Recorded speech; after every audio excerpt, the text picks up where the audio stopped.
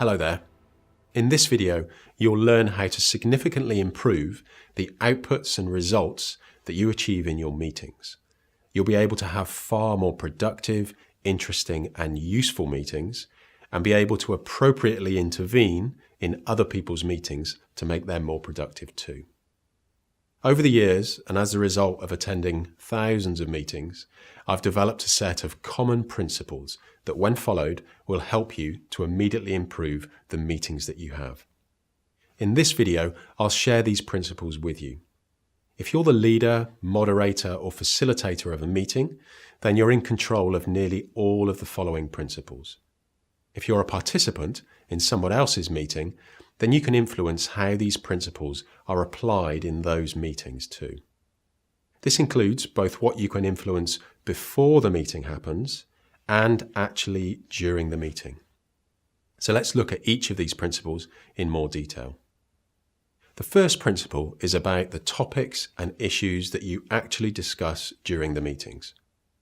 Ensure that all of the topics and issues that you discuss at each meeting are of the same size and same level of importance. Be careful not to mix up the day-to-day issues with the operational issues and with the bigger strategic topics. Check in advance that this is not the case with meetings that you're invited to attend, and if it is, then speak to the moderator or facilitator about fixing it.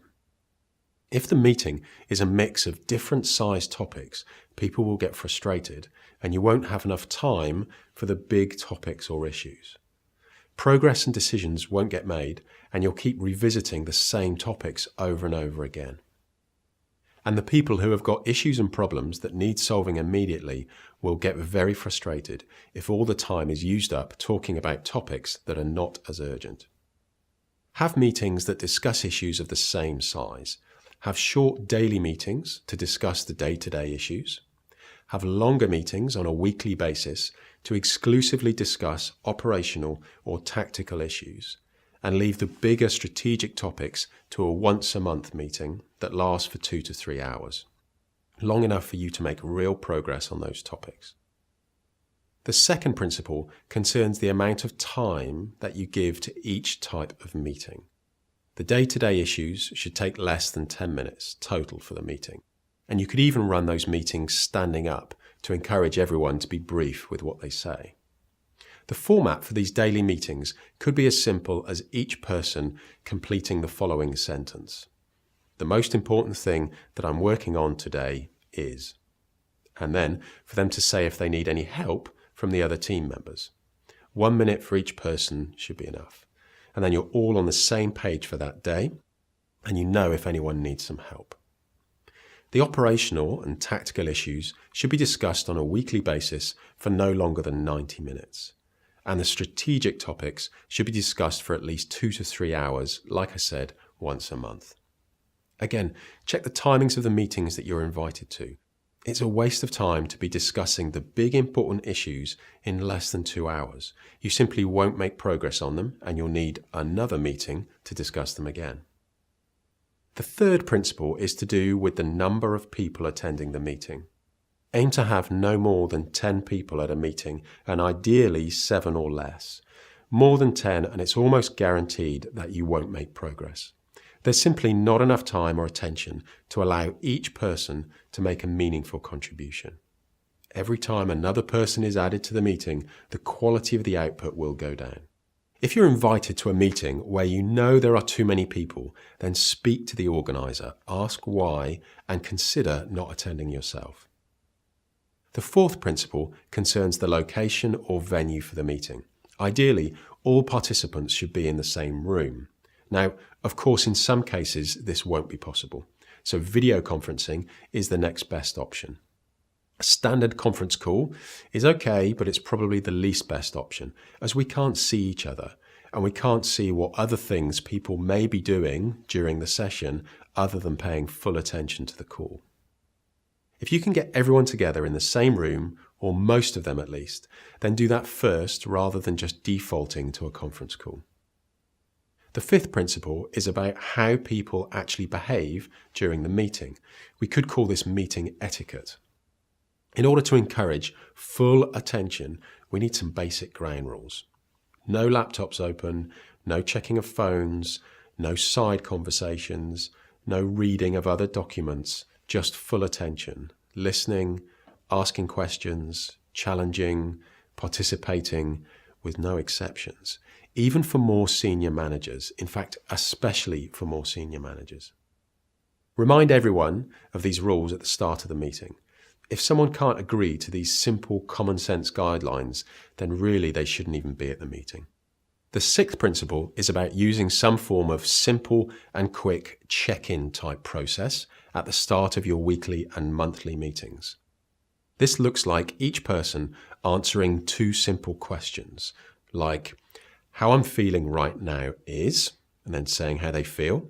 And then secondly, the most important topic that we should be discussing today is, and then saying what it is. This gets everyone present and focused. It also gives you input into what the agenda should be. This process will take less than 5 minutes, but it will add significantly to the quality of your meeting. Just getting into the habit of doing this, and very soon everyone will just accept that this is how you and the team work together. Take this upfront check-in process seriously, and everybody else will too. If you don't do this, as the moderator or facilitator, you won't know how everyone is feeling at that point in time, and therefore how that might affect their contributions. And you don't know the priorities for each person. Effectively, you'll be starting the meeting blind, which is obviously not great. For the daily meetings of 5 to 10 minutes, you don't really need to do this, as these meetings are really just a check-in process by themselves. The seventh principle is to ensure that you adjust the agenda if you need to, based on what was said during the check-in process, and then present it to all the participants. Check that people are broadly okay with the agenda before continuing. The eighth principle is about how the topics and issues are discussed. The ideal in this regard is that everyone speaks freely about what they think and how they feel about the issues being discussed. If someone is saying too much, ask them politely to allow others to speak. If someone is not saying anything, ask them what they think or how they feel about the issues. Healthy disagreement and conflict is absolutely to be encouraged. If a decision is about to be made, then explicitly ask if anyone has any disagreements or concerns about it. We don't need to agree on everything to be committed to a decision, but to be committed, we do need to understand why a decision is what it is, and we do need to know that everyone has heard our opinions and views about it. If you don't ask everyone what they think or how they feel about a decision, it's almost guaranteed that this will lead to a lack of commitment, follow-up and support later. If someone raises an issue that is not directly related to the topic being discussed, then just park this for another time. Don't allow the conversation to lose focus and waste time, even if it's a more senior person who raises the issue. The ninth principle is about what you can do if the discussion seems to have stalled but has not yet come to a natural conclusion for whatever reason. If this happens, consider taking a couple of minutes to do another quick check-in type process by saying something like, "It seems to me that we've got stuck. How about we go around the table and each of us say how we think this meeting is going? Let me start. I feel that we..." Then say how you think the meeting is going. Then turn to the person to your left and say, "What do you think?"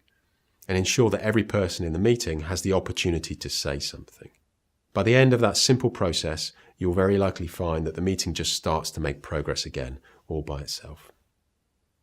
The 10th principle concerns any follow-up actions that have been mentioned during the meeting. As decisions and actions are committed to, ensure that someone makes a note and writes them all down, along with who's agreed to do what.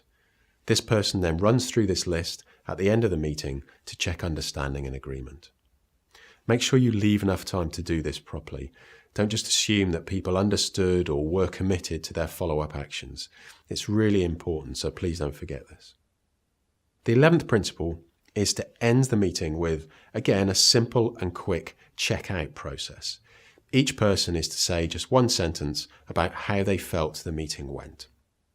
Then you thank each person for their time, their attention and their input, and this just completes the meeting in a professional way and gives you feedback on how they thought the meeting went and whether you need to do any follow-up with any of those participants afterwards.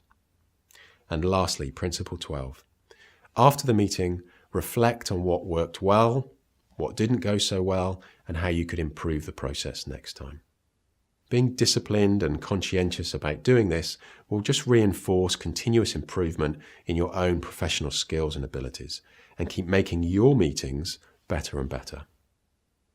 So there you are, the 12 principles that you can use to immediately improve the meetings that you run and those that you're invited to. As I mentioned at the start, if you're leading the meeting, you can control nearly all of these principles. When you're a participant in a meeting that someone else is leading, then you can influence how these principles are applied, both before the meeting, in a conversation with the leader or facilitator, and during the meeting by the way that you behave and the way that you participate. So good luck with your meetings. You really can make a big difference by applying these simple principles in every meeting that you have.